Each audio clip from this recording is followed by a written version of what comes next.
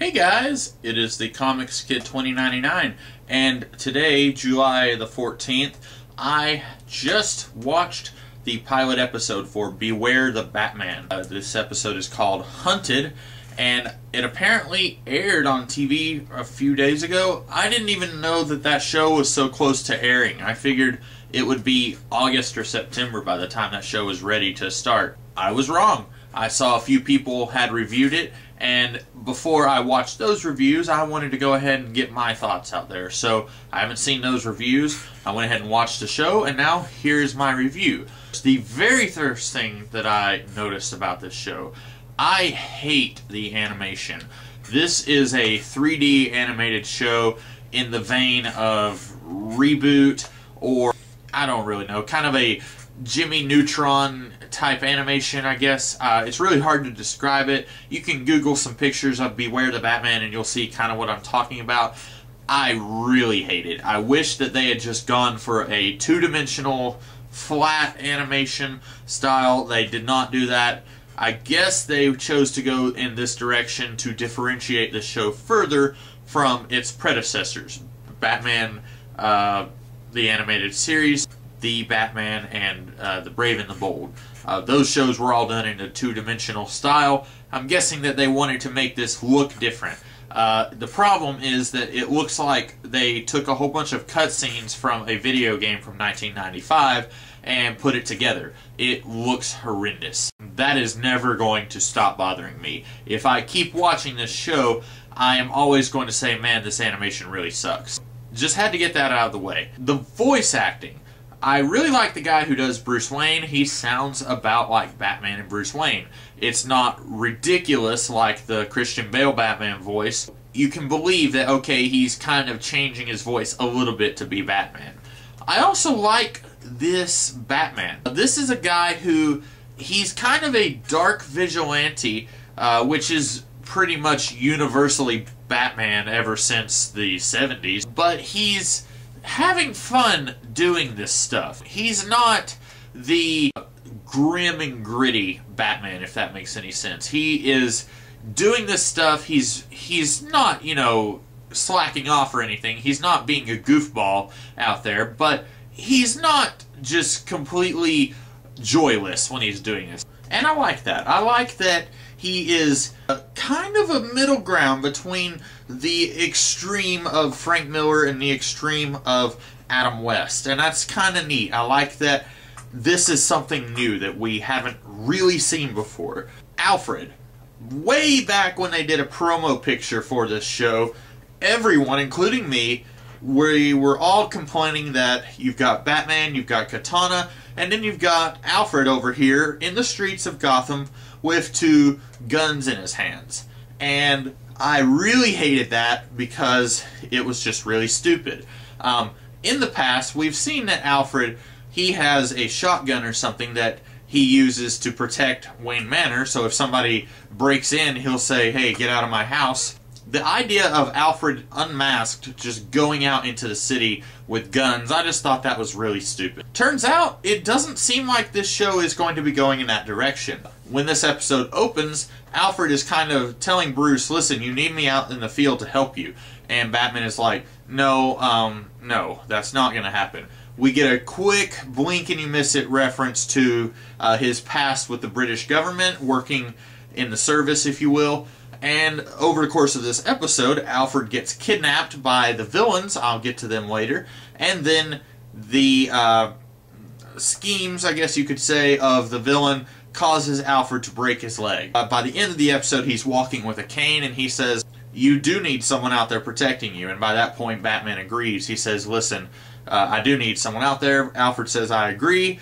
But it can't be me. I'm getting too old for this stuff. Then we get Katana, who apparently is a former ally of Alfred who works in the service, I guess. The next episode will heavily focus on her because she is barely in this episode. And so we find, I guess you could say, a happy medium between these two. At the beginning of the episode, Batman is like, no, I work alone. Alfred is like, listen, I need to be out there helping you. By the end of the episode, Alfred is like, I can't help you, but you still need help. So I like that idea. I don't even have a problem with Batman's first sidekick not being Tim Drake or Dick Grayson or Batgirl. I don't have a problem with that. If you want to see Batman and Robin, there are plenty of other shows where you can see that. Batman the Animated Series had a lot of that. The Batman had quite a bit of that. You also have Batgirl in that show. So I like the idea that Batman is working with Katana. I guess we'll see where that goes. Other than the animation just being complete human butt, the one thing about this show that I didn't really like was the villains. Professor Pig and Mr. Toad. Now, Professor Pig, at least, was introduced by Grant Morrison in his run on Batman. I don't know the exact date, but I would say probably 2007 or 2008 is when that character was introduced. I have not gotten to that point in Grant Morrison's run in the Batman comics. I have read the first few Batman books in Grant Morrison's run, and I just haven't gotten to that point yet. I will someday. I've explained that in other videos before. But I don't know what Professor Pig's MO is. I was under the impression that he was this really freaky butcher guy. Like, he kidnaps people and he chops them up, and he's just kind of a really sick and twisted new villain for a new age. I don't think... See, like I said, I don't really know anything about Professor Pig. I don't think this episode is really using Professor Pig. As I can tell, it looks like they just have a big fat guy with a pig mask, and they're calling him Professor Pig, but this isn't the Professor Pig from the Grant Morrison comics. Now, I don't think that they could ever get away with using the Professor Pig from the Grant Morrison comics, but that brings me to my question. Did they really need to use Professor Pig at all if they weren't even going to be able to use Professor Pig from the comics? Why bother introducing us to Professor Pig if he acts nothing like the character from the comics? This could have easily been the Mad Hatter. This could have been the Riddler. This could have been Poison Ivy. If you changed it from you are the enemies of animal kind to you are the enemies of plant kind, this could have been a Poison Ivy episode. It's really not good when a character feels like they could be replaced by a different character and you wouldn't have to change anything about the story. That's really the impression I get from Professor Pig and his sidekick, who, Mr. Toad, for some asinine reason, has sonic screaming powers. I don't understand that. I'm not even sure if Mr. Toad is from the comics. If he is... I don't get it. It's stupid if he has sonic powers in the comics too. I'm just going to say that's stupid, period. That's really about all I have to cover here.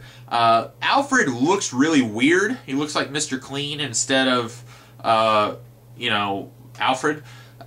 He sounds really weird too. Usually Alfred has this very, I'm not familiar with the geography of Great Britain, but he has a very cultured voice. I'm probably going to get in trouble for saying what I'm about to say. He has a very, oh yes, Master Dick, you are here. Master Bruce, how are you doing today, sir? That's how he talks. That's how Alfred is known to talk, universally. I guess this is one of those things. Once again, this show wants to be different than everything that came before. So instead, Alfred has a very Cockney accent, I guess is what it's called. It's very thick and almost hard to understand at times. I don't really think that this has... I don't think that there's a purpose to this other than we want this to be different than all the other versions of Alfred that came before. I think they could have still done this version of Alfred while still making him sound like Alfred.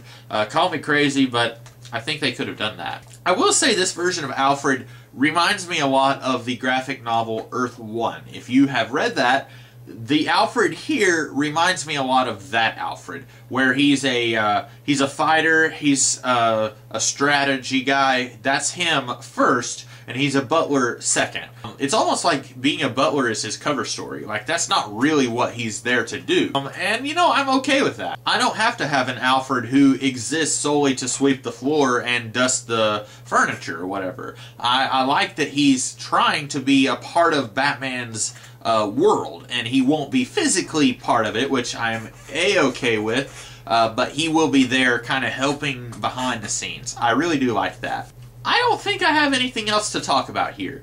This episode was okay. I think this show can get better. I think it will get better. I don't know if we're going to be getting other villains that are more mainstream than Professor Pig. I had read somewhere or heard somewhere that the show really wants to use C-list villains, villains that you haven't really heard of. So we're going to be getting like Professor Pig, Tobias Whale, Anarchy. We're going to be getting villains that you wouldn't typically see in any of the previous Batman cartoons. And I am A-okay with that. I really look forward to seeing some of these lesser-known villains in a cartoon, exposing these characters to people who don't necessarily read the comics.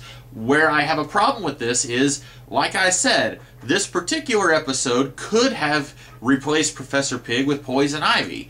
And I fear that what the reasoning is that they said, well, we can't use Poison Ivy because she's a well-known villain. She showed up in the Batman the Animated Series. So instead, let's replace her with Professor Pig.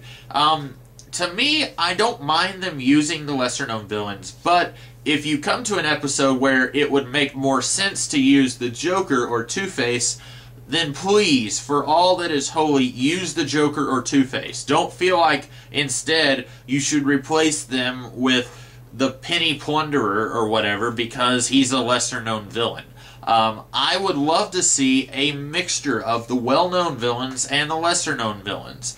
You can even have it be mostly lesser-known villains, but if you are trying to just completely avoid using the main villains, that's where I kind of think you're going to run into some problems. Eventually, you're going to have a story that you are going to use, and it would make a lot more sense to use a villain that you refuse to use, and that's when I'm going to lay down the law.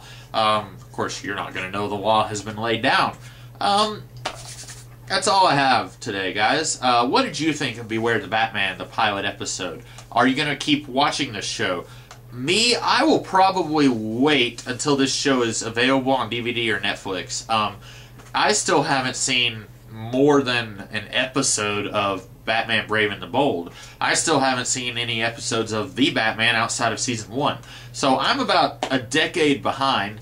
But, you know, I like Batman. I wanted to see what this would bring us, and I think it has the potential to be pretty good. What do you guys think? Let me know in the comments below, or you can even do a video response. That would be the video response thing. And I'll see you guys tomorrow with a different kind of video. Until then, keep it real. I will see you later.